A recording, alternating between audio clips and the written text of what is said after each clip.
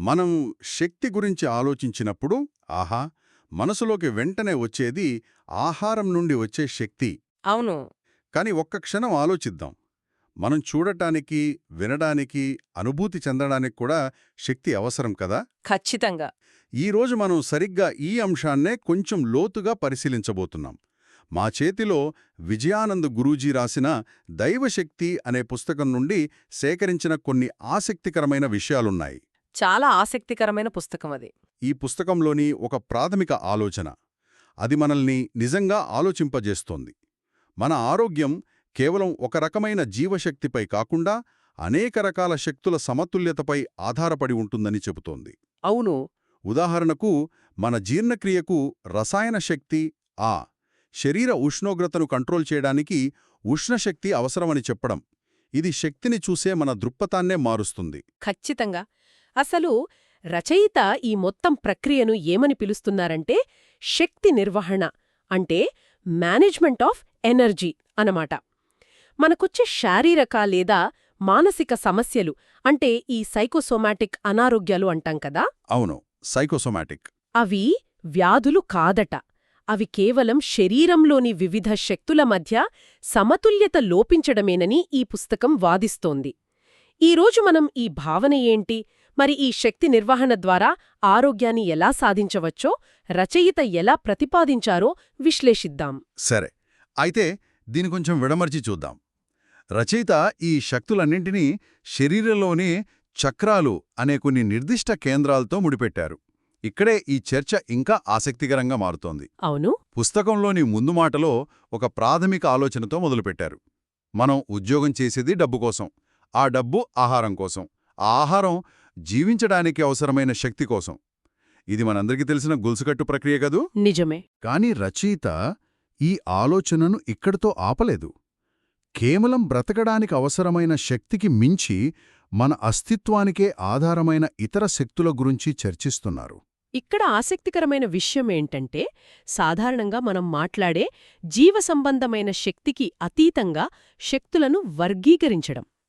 ఇది శరీరంలోని నిర్దిష్ట విధులను ప్రత్యేక శక్తి రకాలతో ముడిపెడుతుంది. ఓహ్! అంటే కంటిచూపుకు కాంతిశక్తి, వినికిడికి శబ్దశక్తి, కండరాల కదలికకు కండరశక్తి అవసరమని చెప్పడం ద్వారా రచయిత మన శరీరాన్ని ఒకే ఒక్క జీవశక్తితో నడిచే యంత్రంగా కాకుండా బహుళ శక్తుల సంక్లిష్టమైన వ్యవస్థగా మన ముందుంచుతున్నారు. ఇది మన శరీరం యొక్క ఒక ఎనర్జీ మ్యాప్ లాంటిదన్నమాట. ఒక్క నిమిషం. అంటే ఈ శక్తులలో ఏ ఒక్కటి ఎక్కువైనా లేదా తక్కువైనా సమస్య అంటారా? ఉదాహరణకు ఉష్ణశక్తి ఎక్కువైతే జ్వరం వచ్చినట్లు, తక్కువైతే శరీరం చల్లబడినట్లు అలా అనుకోవచ్చా? సరిగ్గా అదే. సమతుల్యత దెబ్బతినడమే అనారోగ్యమని ఈ పుస్తకం యొక్క ప్రధాన వాదన. రచయిత ఈ అసమతుల్యతలను కూడా వర్గీకరించారు. తక్కువ కాలం ఉండే వాటిని తరుణ, అంటే అక్యూట్ అని. అక్యూట్. ఎక్కువ కాలం కొనసాగే వాటిని దీర్ఘకాలిక, అంటే క్రానిక్ అని. కేవలం మనస్సుకే పరిమితమైన వాటిని సైకిక్ అని. మనస్సు మరియు శరీరం రెండింటిపైనా ప్రభావం చూపేవాటిని సైకోసోమాటిక్ అని విభజించారు. దీని ప్రకారం చూస్తే స్వస్థత అంటే ఏదో ఒక లక్షణాన్ని తగ్గించడం కాదు, మొత్తం శక్తి వ్యవస్థను తిరిగి సమస్థితికి తీసుకురావడం. అవును, అదే ఈ పుస్తకం యొక్క మొత్తం ఆధారం. చికిత్స అంటే అధికంగా ఉన్న శక్తులను తగ్గించడం, లోపించిన శక్తులను పెంచడం. ఈ శక్తి నిర్వహణ అనేదే అసలైన వైద్యం అని రచయిత సిద్ధాంతం. ఇది సమస్య యొక్క మూలాన్ని లక్ష్యంగా చేసుకుంటుంది, కేవలం పైకి కనిపించే లక్షణాలను కాదు. అయితే అసలు శరీరంలో ఈ శక్తులన్నీ ఎక్కడుంటాయి? వాటిని ఎవరు నిర్వహిస్తారు? ఈ శక్తి నిర్వహణ కేంద్రాలు అసలు ఎక్కడ ఉన్నాయి? మంచి ప్రశ్న అడిగారు. సరిగ్గా ఇక్కడే రచయిత చక్రాల భావనను పరిచయం చేస్తారు. మన శరీరంలో సమాచార ప్రసారం సుమారు 72,000 నాడుల ద్వారా జరుగుతుందని, ఈ నాడులన్నీ వెన్నుపాము వెంట 6 ప్రధాన కేంద్రాల వద్ద కలుస్తాయని పుస్తకం చెప్తోంది. వీటినే చక్రాలు అని పిలుస్తారు. రచయిత వీటిని కేవలం ఆధ్యాత్మిక కేంద్రాలుగా చూడట్లేదు, శరీరం యొక్క కమ్యూనికేషన్ నెట్వర్క్లో ఫంక్షనల్ జంక్షన్లుగా చూపిస్తున్నారు. మెదడు నుండి వచ్చే సంకేతాలు ఈ కేంద్రాల ద్వారానే శరీర భాగాలకు వెళ్తాయట. అంటే ఇవి ఒక రకంగా ఎలక్ట్రికల్ సబ్స్టేషన్ల లాంటివన్నమాట. శక్తిని నిల్వ చేసి అవసరమైన చోటికి పంపిణీ చేసే కేంద్రాలు. అద్భుతమైన పోలిక. సరిగ్గా అదే. ప్రతి చక్రంలో కొంత శక్తి నిల్వ చెయ్యబడి ఉంటుందని, దానికొక నిర్దిష్ట సైజు కూడా ఉంటుందని చెప్పడం ఇక్కడ మనం గమనించాలి. సంపూర్ణ ఆరోగ్యానికి ఈ 6 చక్రాల సైజు మరియు వాటిలోని శక్తి స్థాయి సమానంగా, సమతుల్యంగా ఉండాలనేది ఇక్కడ ఒక ముఖ్యమైన ఆలోచన. కాని ఇక్కడే ఒక సమస్యను ప్రస్తావించారు. మన కర్మల వల్ల ఈ చక్రాలలో నెగటివ్ ఎనర్జీ పేరుకుపోయి వాటి సమతుల్యతను దెబ్బతీస్తుందని ఈ పుస్తకం చెప్తోంది. ఈ కర్మ అనే పదం వినగానే చాలామందికి మంచి చెడు పనులు గుర్తుకొస్తాయి. మరి ఇక్కడ రచయిత ఉద్దేశం అదేనా? ఇది కొంచెం స్పష్టత ఇవ్వాల్సిన విషయం. ఇక్కడ కర్మ అంటే కేవలం మంచి చెడు పనులు అని కాదు. రచయిత ఉద్దేశంలో మన ఆలోచనలు, చర్యలు మరియు భావోద్వేగాల నుండి పుట్టే శక్తి ముద్రలు, అంటే ఎనర్జెటిక్ ఇంప్రింట్స్. కొన్ని ముద్రలు శక్తి ప్రవాహాన్ని అడ్డుకుంటాయి. వాటినే ఇక్కడ నెగటివ్ ఎనర్జీ అని పేర్కొన్నారు. అంటే ఒక బ్లాకేజ్ లాంటిదా? అవును, ఒక రకమైన ఎనర్జీ బ్లాకేజ్. ఈ నెగటివ్ ఎనర్జీ పేరుకుపోవడం వల్లే చక్రాల సైజులు, వాటి శక్తి స్థాయిలు మారిపోయి అనారోగ్యానికి దారితీస్తుందని రచయిత వాదన. సరే, ఈ చక్రాలలో నెగటివ్ ఎనర్జీ పేరుకుపోతే కేవలం అనారోగ్యమే వస్తుందా, లేకపోతే మన ప్రవర్తనపై కూడా ఏమైనా ప్రభావం చూపుతుందా? పుస్తకంలోని తర్వాతి భాగం సరిగ్గా ఇదే విషయాన్ని చర్చిస్తోంది. మన వ్యక్తిత్వం కూడా ఈ శక్తి కేంద్రాలపైనే ఆధారపడి ఉంటుందని చెబుతోంది. ఇక్కడే ఇది చాలా పెద్ద మలుపు తీసుకుంటుంది. అవును, ఇది కేవలం ఆరోగ్యం గురించి కాదు, ఇది మానవ చైతన్యం యొక్క పరిణామ క్రమం గురించి. ఒక వ్యక్తి యొక్క జీవశక్తి ప్రధానంగా ఏ చక్రంలో కేంద్రీకృతమై ఉందో దానిపై వారి వ్యక్తిత్వం, వారి బాధ్యత, వారి సామాజిక స్థితి ఆధారపడి ఉంటుందని రచయిత వాదిస్తున్నారు. ఈ వర్గీకరణను వివరించే ముందు ఒక ముఖ్యమైన విషయం చెప్పాలి. రచయిత బాధ్యత యొక్క స్థాయిలను వివరించడానికి కొన్ని సాంప్రదాయిక సామాజిక పాత్రలను రూపకాలుగా, అంటే పోలికలుగా వాడుతున్నారు. ఇది కేవలం ఒక భావనను సులభంగా అర్థం చేయించడానికి తప్ప ఏ వర్గాన్ని కించపరచడానికి కాదని మనం గుర్తుంచుకోవాలి. మనమిక్కడ కేవలం ఆ భావనను విశ్లేషిస్తున్నాం. సరే, మొదలు పెడదాం.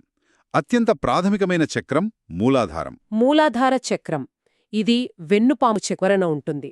ఒక వ్యక్తి యొక్క శక్తి అంతా ఇక్కడే కేంద్రీకృతమైతే ఆ వ్యక్తికి బాధ్యత అనే భావనే ఉండదని రచయిత వివరిస్తున్నారు. ప్రతిదీ ఉచితంగా ఇతరుల నుండి ఆశిస్తారు. తమ మనుగడ కోసం పూర్తిగా ఇతరులపై ఆధారపడతారు. అందుకే దీనిని భిక్షగాడి మనస్తత్వంతో పోల్చారు. ఇక్కడ బాధ్యత 0 అన్నమాట.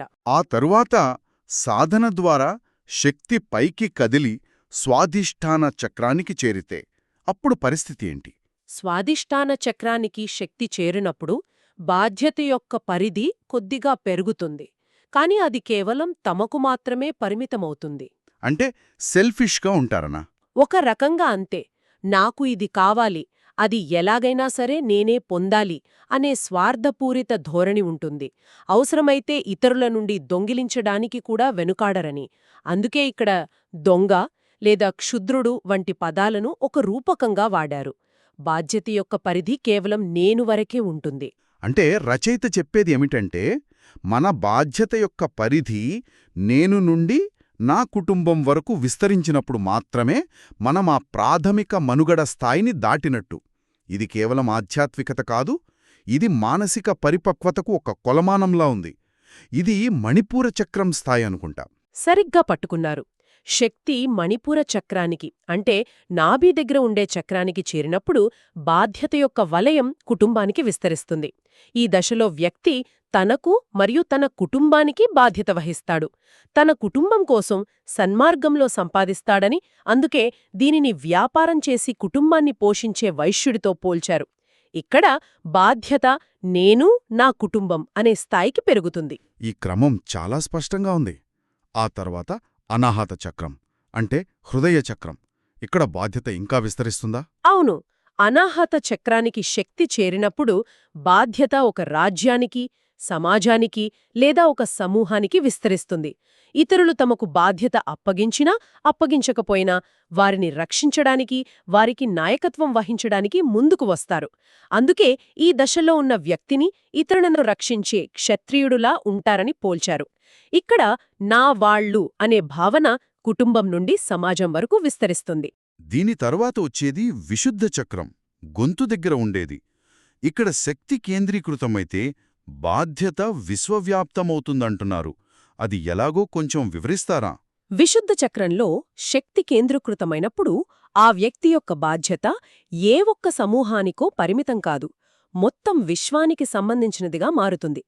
వారు వాక్శుద్ధి కలిగి ఉంటారు, అంటే వారి మాటలకు శక్తి ఉంటుంది.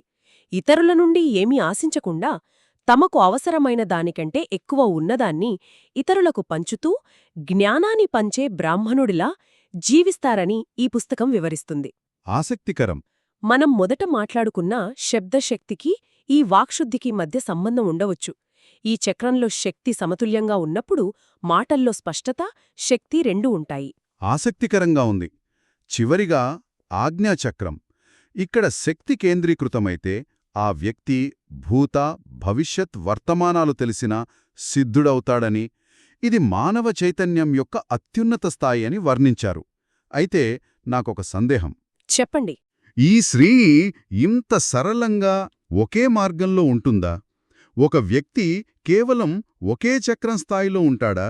లేక వేర్వేరు సమయాల్లో, వేర్వేరు పరిస్థితుల్లో వేర్వేరు చక్రాల ప్రభావం మనపై ఉంటుందా? దీని గురించి రచయితేమైనా చెప్పారా? ఇది చాలా ముఖ్యమైన ప్రశ్న. రచయిత దీన్ని ఒక ప్రయాణంగా వర్ణించారు, కాని దాని అర్థం మనం ఎప్పుడూ ఒకే చోట ఉంటామని కాదు. చాలామంది జీవితాంతం ఒకటి లేదా రెండు చక్రాల మధ్యే సంచరిస్తుంటారు. పరిస్థితులను బట్టి, మన మానసిక స్థితిని బట్టి మన శక్తి తాత్కాలికంగా పైకి లేదా కిందికి కదలవచ్చు. కాని మన వ్యక్తిత్వం యొక్క ప్రధాన అచ్చు, అంటే మన డీఫాల్ట్ స్టేట్ ఏదో ఒక చక్రంపై ఆధారపడి ఉంటుంది. సాధన ద్వారా మాత్రమే శక్తిని స్థిరంగా పై స్థాయికి తీసుకువెళ్లగలమని రచయిత ఉద్దేశం. మానవ చైతన్యం యొక్క ఒక పటం వరకు వచ్చాం. ఈ చర్చ నుండి మనం గ్రహించాల్సిన ప్రధాన ఆలోచనలను ఒక్కసారి క్రోడీకరిస్తే: 1. ఆరోగ్యమంటే కేవలం జీవశక్తి కాదు, అది కాంతి, శబ్దం, ఉష్ణం వంటి అనేక శక్తుల సమతుల్యత. కరెక్ట్. 2. ఈ శక్తులు మన వెన్నుపాము వెంట ఉన్న చక్రాలు అనే 6 ప్రధాన కేంద్రాలలో నిల్వ చేయబడి నిర్వహించబడతాయి. 3. మరియు అత్యంత ముఖ్యమైనది, మన జీవశక్తి ఏ చక్రంలో కేంద్రీకృతమైందో అదే మన వ్యక్తిత్వాన్ని, బాధ్యతా స్థాయిని, ఇంకా మన జీవిత గమనాన్ని నిర్ణయిస్తుంది. ఖచ్చితంగా. ఇది మన అంతర్గత స్థితికి, బాహ్య ప్రపంచంలో మన జీవితానికి మధ్య ఉన్న సంబంధం గురించి ఒక ప్రాథమిక ప్రశ్నను లేవనెత్తుతుంది. మన లోపల ఉన్న శక్తి కేంద్రాల స్థితికి, బయట మనం నిర్మించుకునే సంబంధాలు, పొందే విజయాలు, ఎదుర్కొనే సవాళ్లకు, వీటికి మధ్య ఏమైనా సంబంధం ఉందా? మంచి ప్రశ్న. కాదు, అవి ఒకదానికొకటి ప్రత్యక్ష ప్రతిబింబాలని, ఈ దైవశక్తి ప్రవాహం ద్వారానే రెండూ నియంత్రించబడతాయని తెలుస్తోంది. ఈ పుస్తకం సాధన ద్వారా ఒక చక్రం నుండి మరొక చక్రానికి పురోగమించవచ్చని ఒక మార్గాన్ని సూచిస్తుంది. ఇది మనల్ని ఆలోచింపజేస్తుంది. మన వ్యక్తిత్వం, మన శక్తి ఎక్కడ కేంద్రీకృతమైందో దాని ప్రతిబింబమే అయితే, అసలు మనల్ని ఆలోచింపజేసే ప్రశ్నేమిటంటే, మన దైనందిన జీవితంలో ఏ చర్యలు, ఆలోచనలు లేదా అలవాట్లు మన శక్తిని మూలాధారం, స్వాధిష్టానం వంటి దిగువ చక్రాలలో బంధించి ఉంచుతున్నాయి? ఇంకా ముఖ్యంగా, ఏ చిన్న మార్పు దాని పైకి ఎదగడానికి సహాయపడగలదు? ఈ పుస్తకం మనకొక మ్యాప్ ఇచ్చింది, కాని దాని అనుసరించి ప్రయాణం చేయాల్సిన బాధ్యత మనదే అనిపిస్తోంది.